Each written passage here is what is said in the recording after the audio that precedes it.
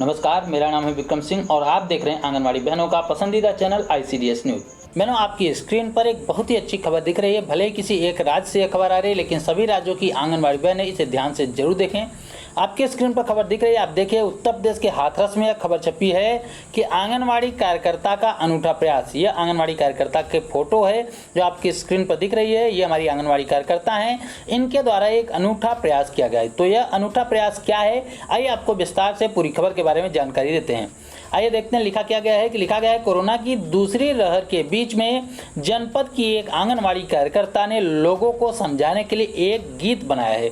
वह क्षेत्र में इस गीत के जरिए लोगों को जागरूक करने में जुटी हुई हैं, जिनका लोगों पर असर भी हो रहा है।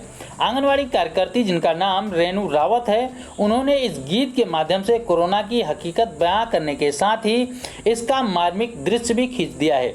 जिले के सासनी ब्लॉक के गांव दयानतपुर में तैनात रेणु रावत जो है, उन्होंने इसकी शुरुआत से ही कोरोना को लेकर लोगों को जागरूक करने में जुटी हुई हैं और हमेशा की तरह लोगों को इसके बारे में सावधान करती आ रही हैं।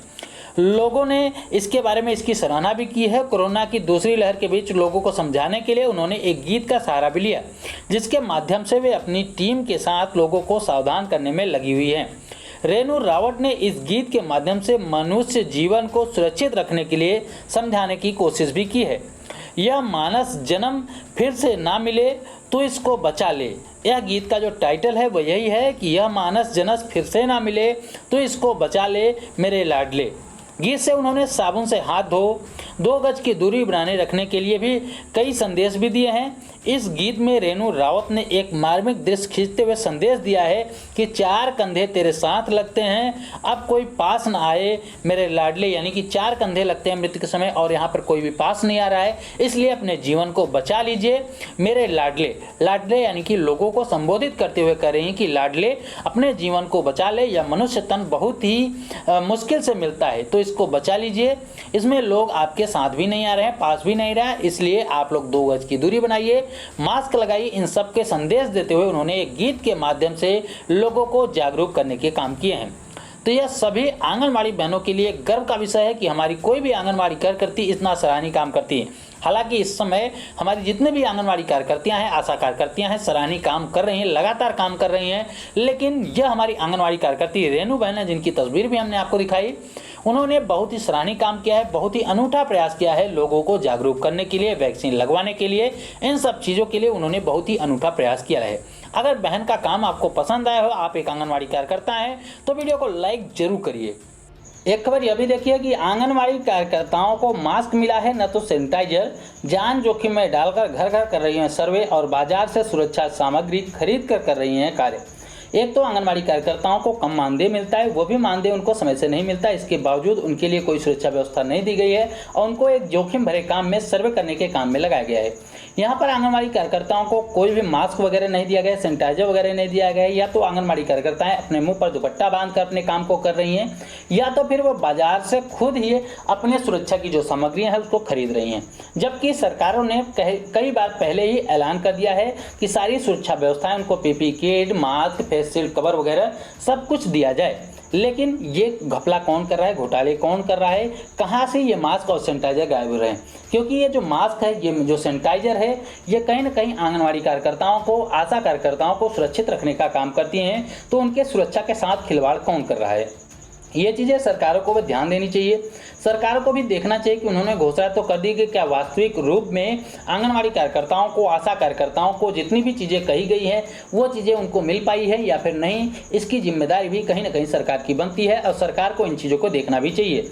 यहाँ पर आंगनवाड़ी कार्यकर्ताओं को देखिए, आप तस्वीर भी देख पा रहे होंगे, यहाँ पर दिखाया गया है कि उनको कोई भी चीज़ें नहीं दी गई हैं और वो अपने पास से जो है ये सब चीज़ें खरीद कर इस्तेमाल कर रही हैं। आंगनवाड़ी कार्यकर्ताएँ भी, आशा कार्यकर्ताएँ भी। यहाँ पर कहने का मतलब सिर्फ इतना है कि आंगनवाड़ी कार्यकर्ताओं को आखिर क्यों, आशा कार्यकर्ताओं को आखिर क्यों उनके जान को जोखिम में डाला जा रहा है, क्यों उनको व्यवस्थाएं नहीं दी जा रही?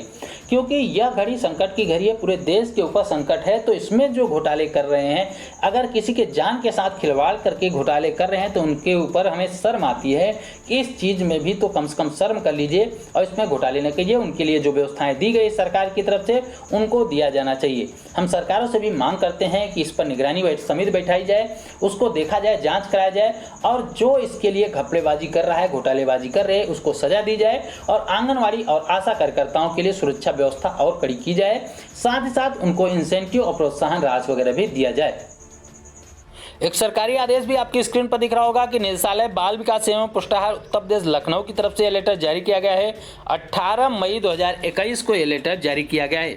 समस्त जिला कार्यक्रम अधिकारी और प्रभारी उत्तर प्रदेश को यह लेटर लिखा गया है। इसका विषय आप देख लीजिए कि कोविड-19 के दृष्टिगत आंगनबाड़ी केंद्रों की आवश्यक सेवाओं एवं गृह भ्रमण के संबंध में, यानी कि आंगनबाड़ी केंद्रों के जरिए जो सेवाएं दी जाती है उसके संबंध में, और जो आंगनबाड़ी कार्यकर्तियां घर घर जाकर पोषाहार वगैरह कर रही हैं, बांट रही हैं, यानी कि गृह भ्रमण के संबंध में लेटर है।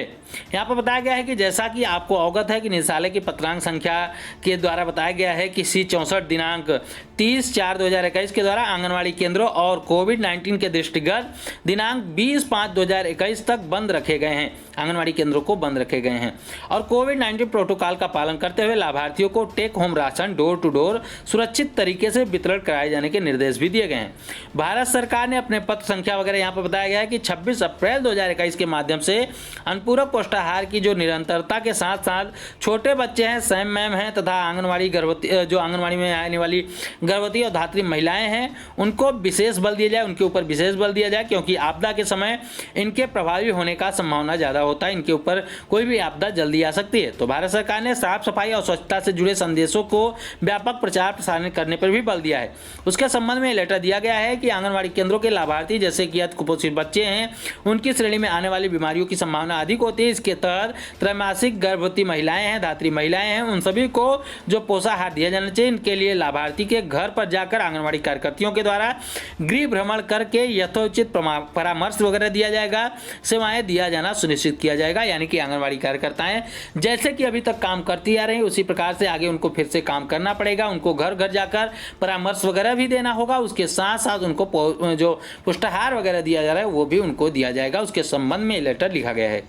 इसके अलावा हमारी जो आंगनवाड़ी कार्यकर्तियां हैं लगातार सराहनीय काम कर रही हैं, हर जगहों पर सराहनीय काम कर रही हैं। उनकी कुछ तस्वीरें भी हम हमेशा आपको आपकी स्क्रीन पर दिखाते रहते हैं। आप देखिए कि यहाँ पर भी हमारी आंगनवाड़ी कार्यकर्तियां हैं, खड़ी हैं एक साइड में, और उन्होंने दीवार पर लिखने के माध्यम से लोगों को जागरूक करने का प्रयास किया है, सुरक्षित रखने का प्रयास किया है। उन्होंने लिखा है कि कोरोना योद्धाओं के हौसलों को आओ मिलकर और बढ़ाते हैं, सहयोग, समर्पण, दृढ़ विश्वास से कोरोना को हराते हैं। इसके अलावा एक तस्वीर यह भी देखिए कि यहाँ लिखा है बहन ने कि कोरोना का निकल जाएगा प्राण, अगर टीका लगवाएगा हर इंसान तो कोरोना का प्राण निकल जाएगा। इस प्रकार से लोगों को जागरूक करने का काम हमारी आंगनवाड़ी कार्यकर्तियाँ लगातार करती आ रही। उसकी तस्वीरें, उसकी वीडियो हम आपको हमेशा उसकी जो भी खबरें होती हैं लगातार दिखाते आते हैं। आप भी इस प्रकार की जो खबरें हैं हमारे पास भेज सकते हैं। आप ऊपर दाहिने साइड पे देखिएगा तो आपके दाहिने साइड कोने पे आपको हमारा व्हाट्सएप नंबर मिल पाएगा। आप उस पर आपके पास अगर कोई वीडियो हो, विभाग से जुड़ी कोई जानकारी हो, लेटर हो, या फिर आप कोई बात बताना चाहते हैं तो ऑडियो या फिर वीडियो के माध्यम से बता सकते हैं। उसे हमारे इस व्हाट्सएप नंबर पर भेज दीजिए, हम उसे आपके नाम के साथ चैनल पर लोगों को जरूर दिखाएंगे। तो ये थी दोस्तों अब तक की कुछ महत्वपूर्ण खबरें। उम्मीद करता हूं कि ये सभी खबरें आपके काम की रहेंगी। वीडियो अगर पसंद आई हो तो वीडियो को लाइक कर दीजिए, अपनी जैसी सभी आंगनवाड़ी बहनों के साथ शेयर कर दीजिए। हम रोजाना आपके लिए ऐसी ही महत्वपूर्ण खबरें लेकर आते रहते हैं। तो अगर आपने अभी तक हमारे चैनल को सब्सक्राइब नहीं किया है तो जल्दी से हमारे चैनल को सब्सक्राइब जरूर कर लीजिए। इस वीडियो में इतना ही, फिर मिलेंगे अपनी नई वीडियो में कुछ नई खबरों के साथ। तब तक के लिए नमस्कार, जय हिंद।